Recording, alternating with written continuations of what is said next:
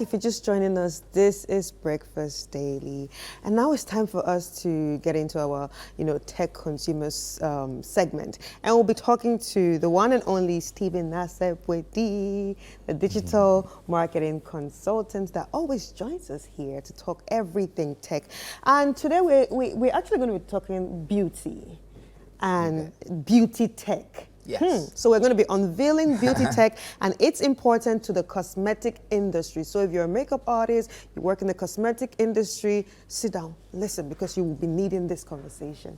Hello, sir. Welcome. Hi, how are you? I'm fine, thank you. Good to see you. All right. Good to see you too. What on earth is beauty tech? Wow. So beauty tech, simply, you know how everywhere you go today, every industry is being transformed by technology. Yeah. So beauty tech is essentially how we use what we call cutting-edge technology like AI, AR, and some virtual technology to discover and sometimes try on new products. Okay. And it's mainly in the skincare sector of, so makeup, even hair care and things like that. Yeah. So that's essentially what beauty tech is. Yes. Okay. It's being led by a number of companies, but like I said, AR, for example, augmented reality. So sometimes you see, I think, for example, one of the videos that we're going to watch, you see how people just with an app, you can try on different products and you see how it looks on your face. Oh, so instead of trying the product directly on your face, there's an app that you can see. This is my skin color. Yeah. If I try this product, I'll look like this, look like that, look like that, and then you can choose. Yes. Exactly. So basically, I think it's also like the Instagram filters. You see the Instagram filters. So there's some that are like beauty, led, and you can see that if the blush is here, it looks nice. If the blush is here, it looks nice on me. So I think the thing with these, as we see in the videos, the thing with these is that traditionally people have to go to the market. You go to a typical cosmetic shop. Yeah. You see people marking Swatching, their skin, swatching, trying to find the right one. Or they will pick a shade that their friends like, or whether that their friends. Typically, for example, people will, I'm sure, when people get excited about MAC, but it's MAC, M, whatever, M, but it's not tested on their skin. What the beauty, manufacturer, what the industry has done is they've developed these apps where you can try a whole range of them. Okay. So it's personalized for you, for example. Right. Yeah. You can store them. So next time you go shopping, you can say, all right, I use 1, 2, 3. Okay. Number 2, you can even order directly from some of these apps. So every product that you try on, it's you find stored. one that you like, you can actually order straight away. Yeah, you can order directly. And so that's what's happening. It's being led essentially. Let's watch this video by L'Oreal. They've done a lot in this industry. So let's watch this video. Okay, let's take a look. The world is changing so fast and technology is changing so fast that we have to continuously transform and adapt to the new world. The purpose of L'Oreal is to create the beauty that moves the world. Over the last 113 years, we have been going through many transformations. The one that really was a game changer for us was the digital transformation. Today's world is powered by tech and data and allow us to jump into a new era of creation, not solely of product, but product plus services, allowing consumers really to have beauty experiences that they never had before. We have been digitalizing the beauty consumer journeys for a decade now because the consumers are digitalizing. E-commerce exploded and allowed us to reach our consumers everywhere around the world. We were very early in doing it. That gave us an incredible competitive advantage. Salesforce was the backbone of 200 plus D2C sites for us. During the COVID crisis, consumers could try our products online and then buy our products from their phone or their laptops, and we had fantastic market share gains, and that's due to great partners like Salesforce. Being powered by AI and tech capabilities, beauty tech is allowing us to create the ultimate personalization experience for consumers. Today, L'Oreal is the #1 beauty company in the world. wow, I think that's very excellent and innovative. And that's where we're headed. Yeah. Okay, a decade ago, L'Oreal started some of these things, and there's so many that you can look at them. So let's look at the importance of these things, both to us, the consumers, and also to the industry, the manufacturers. The first one is personalization. So you no longer have to, use the same products on almost everybody that's got that skin. The shade of my dark is different from you. Yes. Even though we are both dark, there's a shade difference. Yeah. So with this, you're able to personalize the products, and the more personalization that you give people, the more compelling the case, and the people feel they are special. Yeah.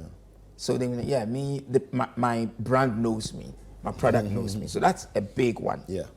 Yeah. Okay. It also offers, more product discovery. It changes the product discovery because you don't have to walk from shop to shop to go and look for these. You just sit there at home with your phone, can try different ones on. And one of the videos, for example, talks about how over a year, over 260 million different combinations of makeup shades were tried by people. Well, now you can mix different numbers to get the shade that you want and things like that. Yeah. So, people are discovering products and they're getting more excited. Remember, the more engaging that the experience, the product discovery is, the more likely that people will buy these products. So that's another one. And then, of course, that means more profit for the manufacturers. And they said it there in the video, for example, that during COVID, most of these shops were closed. But people were shopping online. They were shipping them to them. So that's another big one there. Yeah. We can also talk about how it also improves skincare. There's a video there that we're going to watch, because sometimes some of these products, they are not meant for every kind of skin. And some of these, they are, some of the tools that we have, like the AI, for example, it diagnoses the skin. Yeah. So once it diagnoses the skin, it can tell what elements, what ingredients you need in the product to be able to apply on your face, for example. There's an example that I often give. For a lot of people, they use primer so the makeup will sit on their face. But primer might not be good for everybody's skin. Oh, there are different kind of primers. Different kind of primer, some have silicone. Yeah, and exactly. Some have no exactly. silicone. Yeah. So with technology, they're diagnosing people's, faces to be able to offer them these different ones. Let's watch this video. All right.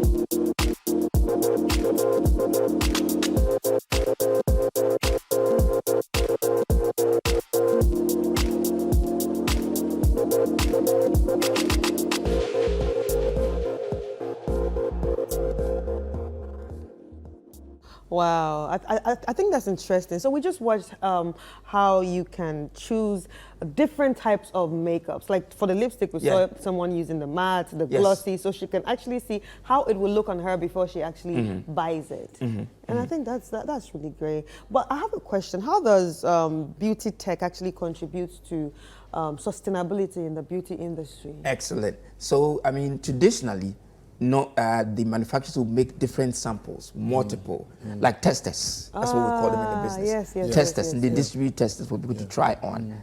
That means you are manufacturing a lot of small bottles of these products. Plastics and everything, But now they are trying them online. So you don't need to go through all these plastics and bottles and all. So that's a big one. Yeah. Reduces excess production of plastics and all of that. And remember, all these industries, there's a challenge, and they have KPIs to be sustainable. So they're doing that. Another one here is where it allows them to also provide products that are more broadly for more minorities in different skin shades. For example, MAC used to have this challenge because it was not made for dark skin people.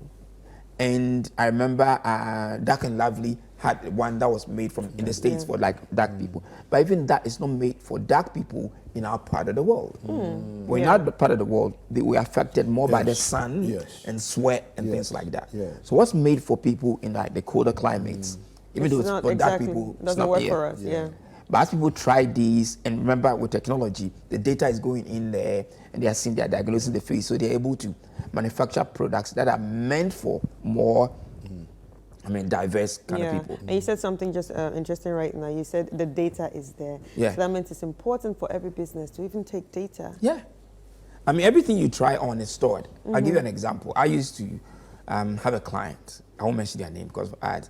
But what we used to do was every morning we'll go to one of these banks and then we'll give the woman, makeup, free makeup. And I used to tell the artists that when you're applying the makeup, talk to them. Talk to the ladies you're applying on. Let them understand their skin. Yep. And when we finish, we'll write down all the products we've used for you, and then we'll send it to you on WhatsApp. So now you understand your skin better, and it's easier for you to order. Right. And that data was useful to us. So the next time the person calls, they don't need to run through. We know everything that they use. Yeah. Right. All right. So when we look at the Ghanaian setting, obviously there are a lot of cosmetic companies also springing up. People are making their own makeup brands and stuff like that. But now, what are some of the challenges we're going to face when it comes to beauty tech? Because for me, I see one of the biggest problems we're going to have is we don't have a lot of people doing AI yet. Yeah, okay. So the ones that are big enough, the brands that are big enough, maybe not yet, we need to start engaging the developers who can do this one easy. Some of them too, there are some apps out there that are free. Let me use an example of a hair, care. Not everybody's forehead is suitable for a pony. That's if true. I can say that. That's true. There are apps there that you can try, drag and drop different hair. It's on your. So before you go and sit in the hairdresser's seat, you can take a picture or your head shape, you understand it. We can start with these things. So we're introducing technology to that. You understand what I mean? We can start with these things. Same as even the beard. That I think you and I have discussed, men's, fashion before, where there are things you try on different beards. So the way So you know exactly what you your beard like should look anyway. like, on your face. So that's where we can start from. Okay, but this is not long enough. But on another show, we can talk about some of the free apps that are there that are not custom made for some of these brands that you can try on, get people to understand their skin a lot better, and then we can do these. Fantastic. Okay. Yeah, beautiful. Thank you. Excellent. Thank you. So, how do people get in touch with you if they want to find out more? At Nase on Twitter. On Twitter at Nase. Yeah. Super. Well, Nase Brady has just brought us a very interesting perspective on beauty tech. Well, talking about beauty tech and all things fun and lovely.